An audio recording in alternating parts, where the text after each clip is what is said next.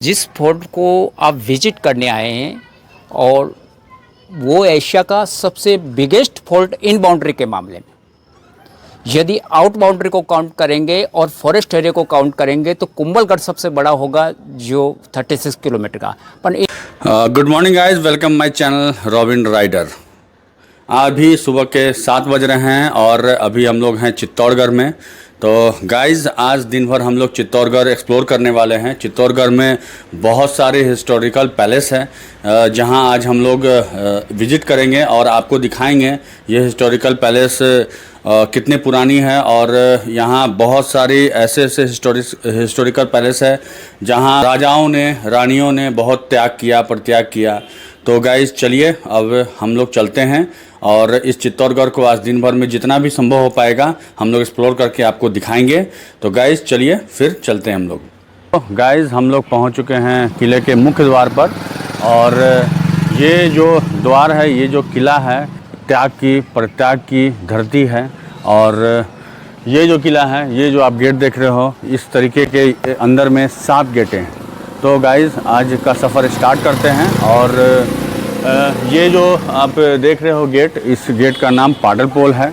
और इस जर्नी में कंटिन्यू करते हुए आपको इसकी हिस्ट्री की जानकारी देते हुए गाइस हम कंटिन्यू करते हैं।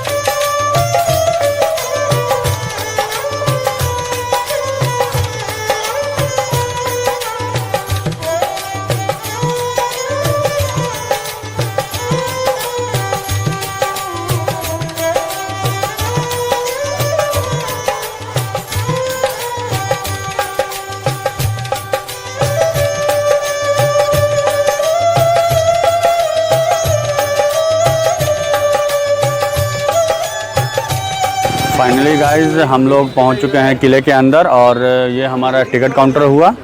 और आप जैसा देख सकते हो ये यहाँ से हम लोग टिकट कलेक्ट कर सकते हैं फोर्ट में जाने के लिए अंदर में। और यहाँ पे नॉर्मल व्यक्तियों के लिए टिकट की जो प्राइसिंग है वो 40 रुपये है और विदेशी नागरिकों के लिए 600 रुपया प्रति हेड आपको ये टिकट लगता है। तो गाइस चलिए ठीक है, हम लोग टिकट कलेक्ट करते हैं और फिर अंदर की तरफ जाते हैं। तो फाइनली हम लोगों ने टिकट कलेक्ट कर लिया है और हम लोग को यह टिकट 40 रुपये पर आया गाइस। तो चलिए फिर अंदर चलते हैं इस टिकट को लेकर के। हम लोगों ने टिकट कलेक्ट किया और जस्ट उसके सामने एक व्यू पॉइंट है और उस व्यू पॉइंट पे हम लोग जब आए तो उसके बाद आप गाइस देख सकते हो यहाँ से पूरे चित्तौड़गढ़ कितना अच्छा दिखता है ये। और ये थोड़ी सी मतलब ये किला थोड़ा हाइट पे है और यहाँ से कितना क्लियर और पूरा चित्तौड़गढ़ कितना सुंदर दिख रहा है। वाव, अमेजिंग। और कितनी हरियाली है शहर में, बहुत सुंदर। तो चलिए गाइस अभी तो जर्नी की शुरुआत ही है और अभी हम और किले के अंदर जाएंगे और भी जानकारी और भी हिस्टोरिकल चीज़ जितनी भी चीज़ है वो आपको हम जानकारी देंगे। चलिए गाइस टाइम को ना वेस्ट करते हुए आगे जर्नी को कंटिन्यू करते हैं। इस फोर्ट पर आप विजिट करने आए हैं, ये एशिया का ही नहीं भारत का सबसे बिगेस्ट फोर्ट है। इस फोर्ट पर सबसे पहले 5वीं शताब्दी के अंदर चित्रांगद मौर्य करके राजा आए थे। 5वीं से 8वीं शताब्दी के बाद चित्रांगद मौर्य के राजाओं ने यहाँ राज किया था और उन्होंने इस फोर्ट पर सबसे पहले वो आए हैं और इस दुर्ग का निर्माण करवाया। इस वजह से उनके नाम से इस फोर्ट का नाम चित्रकूट पड़ा सर। चित्रकूट से धीरे धीरे परिवर्तन होकर के चित्तौड़गढ़ दुर्ग हो गया है। 8वीं शताब्दी के अंदर बप्पा रावल जो कि सूर्यवंशी राजा थे, वो आए थे। तो सिसोदिया वंश के होने के कारण वो सूर्यवंशी राजा थे और यहाँ पर मतलब उस पैलेस का निर्माण उन्होंने करवाया था। सामने जो आप मतलब बप्पा रावल सूर्यवंशी हुआ करते थे तो वो सूर्य को ज़्यादा मानते थे। सूर्य जिस तरह अपन नॉर्मली मानते हैं पूर्व दिशा के अंदर उदय होता है। तो सामने जो आपको 3 विंडोज़ दिख रहे हैं, सामने वो यहाँ पर उनकी सूर्य की पूजा की जाती थी। राजाओं वगैरह को वहाँ बैठा जाता था। और ये जो मैम वगैरह खड़ी हैं, मंत्री लोग, और या नीचे जो आपको आम जगह दिख रही है, ये आम सभा होती थी। यहाँ पर आम जनता के लिए सेनापति दासी वगैरह जो होती थी ना, वो यहाँ बैठती थी। वहाँ सामने सूर्य पूजा होती थी और बप्पा रावल के 7 घोड़े थे। सफेद कलर के 7 घोड़े थे जो उनके रथ के आगे बंधे होते थे। 7 घोड़े। 7 घोड़े थे। अच्छा। जो सूर्यवंशी घोड़े कहलाते थे वो अंकल वगैरह बैठे हैं, उनके सामने वो बांधने का स्थान है 7 घोड़ों का। गोल गोल गुंबद दिख रही है सिर्फ। अच्छा, ये अस्तबल, ये अस्तबल है। उनको घोड़ों को यहाँ बांधा जाता था। सूर्य की पूजा करने के बाद 7 घोड़ों की पूजा होती थी। 7 घोड़ों की पूजा होने के बाद वो सूर्यवंशी राजा जो थे वो अन्न ग्रहण करते थे। ये जो सामने आपको छतरी नुमा पोर्शन दिख रहा है, यहाँ पर शहनाई वगैरह बजती थी। नीचे जो आपको पोर्शन दिख रहा है यहाँ ड्रम पड़ा होता था, ढोल नगारे बजते थे। जैसे अपने मंदिरों में सेवा पूजा करते हैं तो मंदिरों में गाने वगैरह चलते हैं, भजन कीर्तन चलते हैं, उस हिसाब से यहाँ पर वो होता था। जिस स्लैब से आप चल करके आए थे अभी, पूरा ऐसा लंबा स्लैब था, वो घोड़ों का मेन आम रास्ता हुआ। वो नीचे, हाँ अपन चढ़ के आए ना अभी, हाँ। वो घोड़ों का मेन आम रास्ता हुआ करना हुआ था। अच्छा। तो ये सूर्यवंशी राजा थे, तो सूर्यवंशी राजा होने के कारण ये सूर्य यानी सूर्य पूर्व दिशा में उदय होता है, तो इनका मेन मुख्य द्वार इस साइड था। जो आप सामने जो गेट देख रहे हैं, जी हाँ, बड़ा सा गेट, ये 3 गेटों से बना हुआ है। ये 3 गेटों से बना होने के कारण इसको त्रिपोलिया गेट कहते हैं। मतलब 3 गेट है, 1 2 3, तीनों गेट अटैच में है सर। मतलब 3 गेट, मतलब ये जैसे आप आए होंगे अभी किला चढ़ के आए होंगे तो 1 गेट 2 गेट ऐसे आया होगा, हाँ। तो ऐसे करके 3 गेट अटैच में है सर। अच्छा, वो मतलब 7 गेटों में से ये 1 गेट है। ये 3 गेट है। अच्छा, 3 ये गेट, एक साथ 1 तीन गेट गेट 2 है। गेट 3 गेट पूरा अटैच हुआ है, इस वजह से इसको त्रिपोलिया गेट कहते हैं। अच्छा। ये पूर्व दिशा में है। इस सूर्यवंशी राजा थे तो सूर्य पूर्व में उदय होता है, इसलिए इनका मुख्य प्रवेश द्वार भी उस साइड रखा हुआ है। इसके पास में जो आप ग्रीन कलर का गेट देख रहे हैं, इसमें एलिफेंट रखा जाता था सर, बप्पा रावल का। और बाकी जो आप ये गार्डन वगैरह देख रहे हैं गवर्नमेंट ने अब डेवलप करा है। और ये जो लाइटिंग वगैरह दिख रही है यहाँ पर, नाइट में लाइट एंड साउंड चलता है सर, जिसमें पूरे चित्तौड़ की हिस्ट्री का प्रोजेक्टर के द्वारा बताया जाता है 7 से 8 बजे के बीच में सर। ये आज भी चलता है? हाँ सर, नाइट में चलता है। अच्छा। और इस जो ये किले की है, ये कुंभा राजा, इन्होंने मतलब इसकी एक हिस्ट्री है, वो थोड़ा बताइएगा मैम। दैट 8वीं शताब्दी के अंदर बप्पा रावल थे। बप्पा रावल के जो वंशज थे राणा कुंभा, उन्हीं के वंशज थे। जो 15वीं शताब्दी के अंदर वो यहाँ के राजा बने थे, तो उन्होंने इस पैलेस को वापस रिबिल्ड करवाया था। इस वजह से इस पैलेस का नाम कुंभा पैलेस पड़ गया। ये पूरा गार्डन वाला इसका कुंभा पैलेस का बैक साइड है। ये गार्डन वगैरह अब डेवलप हुआ है। वो सामने जो चेयर दिख रही है यहाँ पर, नाइट में लाइट एंड साउंड चलते हैं, जो गेस्ट वगैरह यहाँ आकर के बैठते हैं वो देखते हैं। ये सारी जो लाइटिंग लगी हुई है प्रोजेक्टर है, प्रोजेक्टर के द्वारा इस पैलेस की, इस दुर्ग की पूरी हिस्ट्री को बताया जाता है सर। और इस पे कितने बार आक्रमण हुए हैं? ये जो 27 बार अटैक हुए हैं, जिसमें 24 बार यहाँ के राजाओं की जीत हुई है और 3 बार हार हुई है। तीनों बार हार के अंदर यहाँ पे राजाओं ने, यहाँ की रानियों ने, दासियों ने यहाँ पर जौहर किया है। जौहर किया था। जौहर कुंड भी अभी हम लोग आगे चलेंगे तो फिर हाँ वो सर, देखने होंगे। जौहर स्थल नेक्स्ट पॉइंट है सर। ओके। ये जो सुरंग देख रहे हैं आप, ये एक सुरंग है। पर्दा होने के कारण राजपूत औरतें बाहर नहीं जाती थी, आज भी हैं ऐसा। ये सुरंग निकल रही है। अपना नेक्स्ट पॉइंट चलेंगे गौमुख रिवर पर। पर्दा होने के कारण राजपूत औरतें घूंघट वगैरह निकालती थी, तो उस समय इसी सुरंग के द्वारा जाया जाता था। और वहाँ पर स्नान करके, स्नान बनने का उनका स्थान है वहाँ पर, सास बहू का, वहाँ स्नान वान करके सेवा भगवान के शिव की पूजा करके इसी सुरंग के द्वारा वापस आती थी सर। ये 3 मंजिला बना हुआ था, लेकिन अटैक वगैरह होने के कारण ये डैमेज हो गया। ये जो आप पोर्शन देख रहे हैं यहाँ पर, ऐसे सीढ़ियाँ वगैरह थी, लेकिन अटैक हुए हैं उसकी वजह से ये पूरा डैमेज हो गया। उस ज़माने में एसी कूलर नहीं हुआ करते थे, तो उस वजह से इन बड़े बड़े ये झरोखे रखे हैं ताकि आम हवा आसानी से आ सके, मतलब हवा आ सके, वेंटिलेशन के लिए। वगैरह का स्नानघर था, नहाने का स्थान था। ये आप जो नाले वगैरह देख रहे हैं, ऐसे पानी निकलना, उस समय इस तरह का पोर्शन था सर। लेडीज़ों का ये बाथरूम हुआ करता था, वो पहले ज़माने का ना? हाँ सर। अच्छा।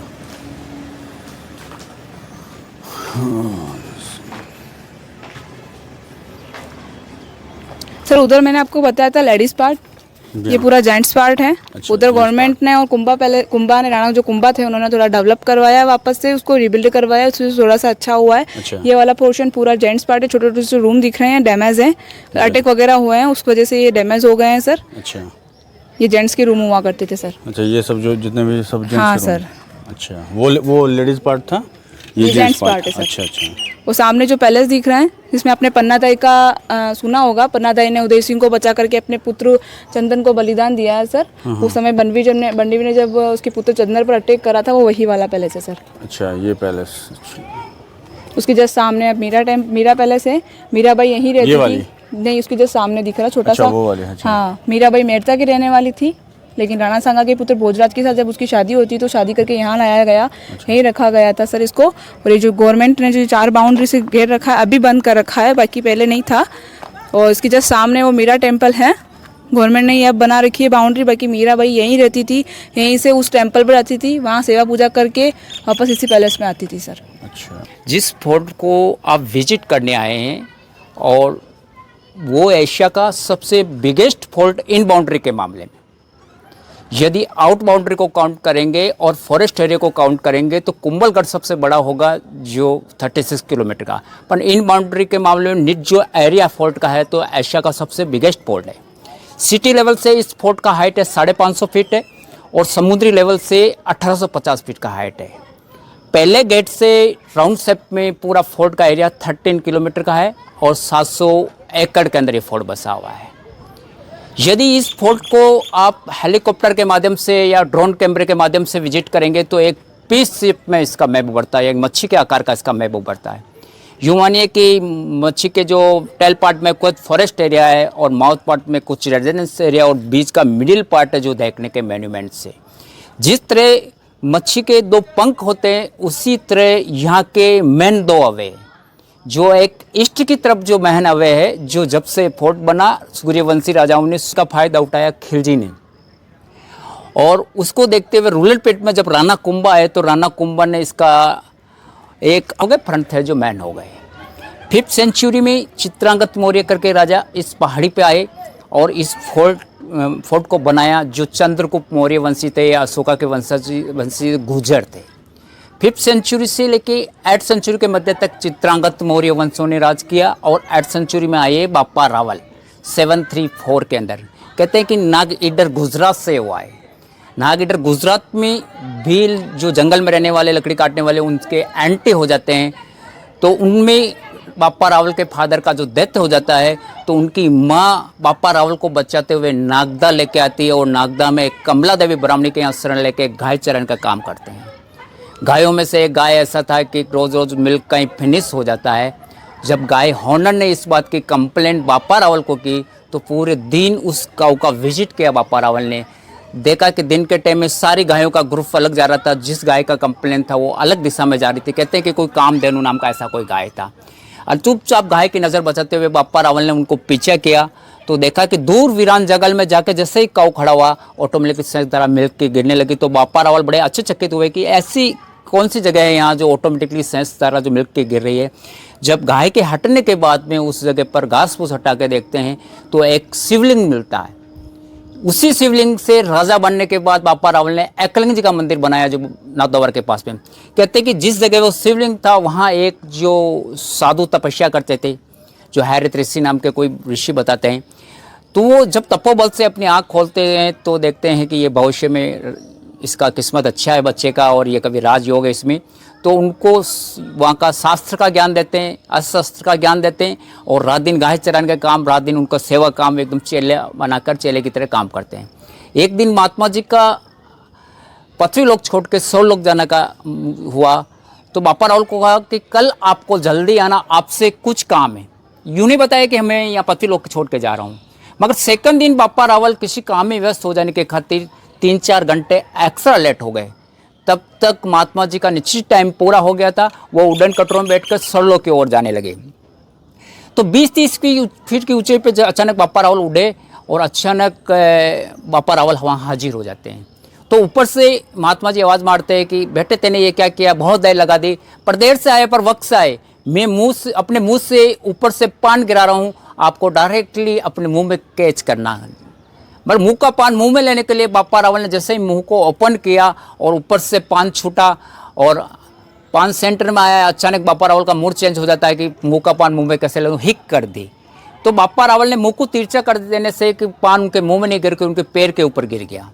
तो ऊपर से आकाशवाणी हुई कि बेटे तेने ये क्या किया, यदि ये पान डायरेक्टली तुम्हारे मुँह में जाता है तो हमेशा के लिए आप अमर हो जाते हैं, मगर आपके पैर पर गए, जहाँ भी तुम्हारे पैर जाएंगे तुम्हारा शासन होगा और कभी पराजित नहीं होगा, सदा विजेता रहेंगे। तो उन्हीं के आशीर्वाद से चित्रांगत मौर्य के लास्ट वंशज मान मौर्य की सेना में यहाँ के सेनापति बने।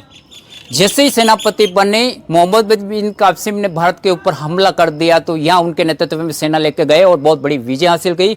उससे कुछ और होकर मान मौर्य के कोई औलाद नहीं होने से उनको उत्तराधिकारी घोषित किया गया और यहाँ के राजा बना दिया गया। तो सन डायनेस्टी के रूप में पहले राजा की एंट्री बापा रावल के रूप में हुई। कहते हैं कि भगवान राम के लव की वंशजों में पहले एंट्री बापा रावल के रूप में हुई।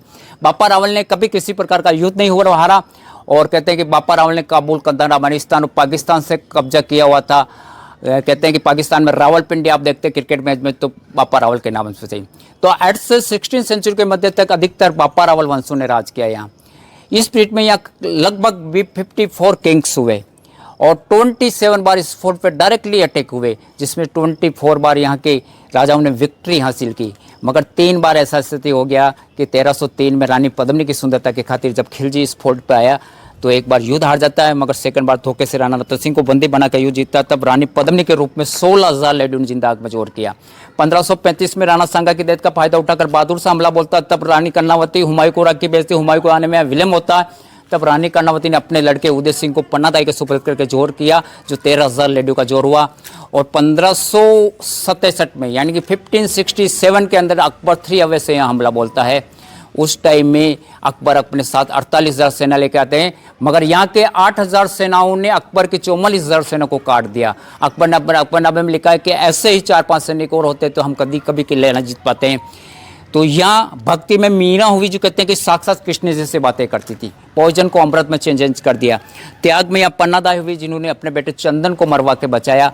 और पतिव्रता में यहाँ पद्मिनी हुई, जो रानी पद्मिनी को लोभ दिया गया, हम आपको पटरानी रानी बना करेंगे, हमारे साथ चलिए खिलजी द्वारा। मगर उस प्रस्ताव को ठुकराते हुए अपना प्रतिव्रता धर्म निभाते हुए अपने आप को मरना और जलना पसंद किया। और दानवीर में यहाँ भामाशाह हुए, जो जाति के जैन थे, यहाँ के जो लेखा जोखा करने वाले जो जैन होते थे। राणा प्रताप को हल्दी घाटी के युद्ध के अंदर जब पैसे का जरूरत हुआ अकबर के खिलाफ संघर्ष करने के लिए, तो अपने पूर्वजों को सारा खजाना उनके चरणों में भेंट कर दिया। मगर 15वीं सेंचुरी में जब रूरल पीरियड में राणा कुंभा आए तो राणा कुंभा ने इस महल का रिनोवेशन किया, न्यू रूम्स बनाए, काफ़ी फैला बनाया और काफ़ी लॉन्ग पीरियड तक राणा कुंभा राज करते रहे। तो राणा कुंभा के साथ अटैच हो जाता है राणा कुंभा पैलेस। कहते हैं कि राणा कुंभा का हाइट 7.5 फीट का था, मगर उनका गोल्ड गिफ्ट था, उनका हैंड भी के से काफ़ी नीचे जाता था, घुटने से काफ़ी नीचे जाता था। बैठे बैठे 3-4 फीट का शिवलिंग पे पगलती बांधकर उस पर पुष्प चढ़ा सकते थे। राणा कुंभा का सबसे गोल्डन पीरियड रहा के अंदर जोर करना था और 1 से 1.5 घंटे के अंदर जो लकड़ी का एकटा करना वन पैलेस पे असंभव हुआ। तो लालन पालन में फास्ट तरीके से जोर करना था कि इतना देर लग जाए तो दुश्मन ऊपर आ सकता, जोर का मतलब नहीं रहता। तो रानी पद्मिनी ने ये गुफा थोड़ी ब्रॉड थी, इसी गुफा के बाद 4 पत्थर का जोर किया। कुछ औरतों ने वहाँ आगे जोर स्थल वहाँ किया और कुछ जंगलों के अंदर जोर हुआ। तो डिवाइड रूप से रानी पद्मिनी का 16,000 लेडी के साथ हुआ। एक साथ कमेंट रूप से तो रानी कर्णावती का हुआ, एक साथ कमेंट रूप से तो फुल कौर का हुआ। कहते कि जोर और सती में डिफरेंट है। सती अपने हस्बैंड की डेथ बॉडी के साथ जलना होता था, मगर औरत को भी ऐसा वैराग्य उत्पन्न होता था कि औरत अपनी मर्जी से चिता में लौट जाती थी। मगर लोगों ने इसकी परंपरा बनाकर सती प्रथा को अनिवार्य कर दिया। ये जो आप जो बेसमेंट देख रहे हैं, ये हाफ पोर्शन में अन्न का स्टोरेज था, हाफ पोर्शन में धन का स्टोरेज था। धन का मतलब हीरे जवाहरात गोल्ड वगैरह सेक्रेट तरीके से रखा जाता था। अंडरग्राउंड जाने का आने का रास्ता बहुत ही क्लोजिंग मेंबर को पता था कि दुश्मन हैवी हो जाए, स्मेल में एंटर हो जाए तो इस धन को नहीं लूट कर। तब का लक्ष्मी जी का प्रतिमा लगा हुआ, ये अन्न का था और वो अन्न का था, उधर अन्न का और इधर जो ये पार्ट में धन का था। इसके आने जाने का रास्ता बहुत ही क्लोजिंग मेंबर को पता था और बाहर से एकदम प्लान होता, कवर किया हुआ है। अंडरग्राउंड जाने का रास्ता बहुत ही क्लोजिंग मेंबर को पता था कि कभी बाई चांस दुश्मन हैवी हो जाए, स्मेल में एंट्री हो जाए तो इस धन को आसानी से लूट के नहीं लाए। राणा लोगों की हाइट की कल्पना कर सकते हैं कि राणा कुंभा का 7.5 फीट का और राणा प्रताप का 7.25 फीट का हाइट था। नीचे से ऊपर पूजा के लिए बिगर हाइट के पहुंचना असंभव हो जाता है। तो इसको नौबत खाना बोलते हैं।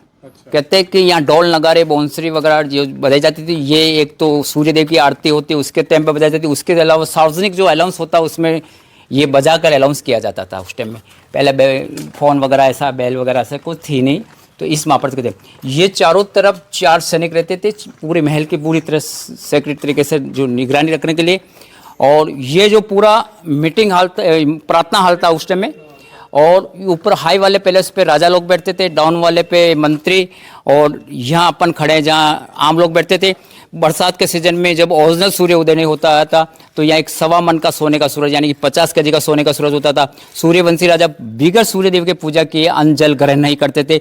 जब सूर्यदेव की पूजा चलती थी तब ढोल नगारे वाद वादन बजाए जाते थे। तो ये नौबत खाना जो आपको बताया, और ये अस्तबल था। ये इस मेट का गेट, ये गेट मेन आने जाने का एंट्री नहीं था। मेन आने जाने का एंट्री आपने वहाँ शूट किया होगा ना, वहाँ अंदर से। ये सूर्यदेव के रथ के अंदर जो 7 घोड़े होते हैं ना, तो 7 घोड़ों बनने का स्थान है इसमें। ये अस्तबल के नाम से जाना जाता है। जस्ट अभी हम लोग कुंभा पैलेस में थे और इसकी हिस्ट्री तो आप अभी देख ही चुके हो। और जस्ट हम लोग कुंभा पैलेस के जस्ट सामने निकले तो ये दीवार जो हमें दिख रही है इस दीवार को हम लोग नौलखा दीवार बोलते थे। ये उस ज़माने का रिज़र्व बैंक हुआ करता था और ऐसा माना जाता है कि यहाँ पर जो है किसी भी परिस्थिति से लड़ने के लिए, चाहे वो युद्ध हो, चाहे कोई देश का कोई भी संकट हो, उसके लिए यहाँ लगभग 9 लाख रुपया उस समय, उस ज़माने के 9 लाख रुपया यहाँ रिज़र्व किए जाते थे। तो ये उस टाइम का आप बैंक बोल सकते हो, राजाओं के समय का ये बैंक था। और जैसा कि आप आगे चलते हो तो ये आप देख रहे हो इस तरीके का जो स्लोप बना हुआ है यहाँ पे।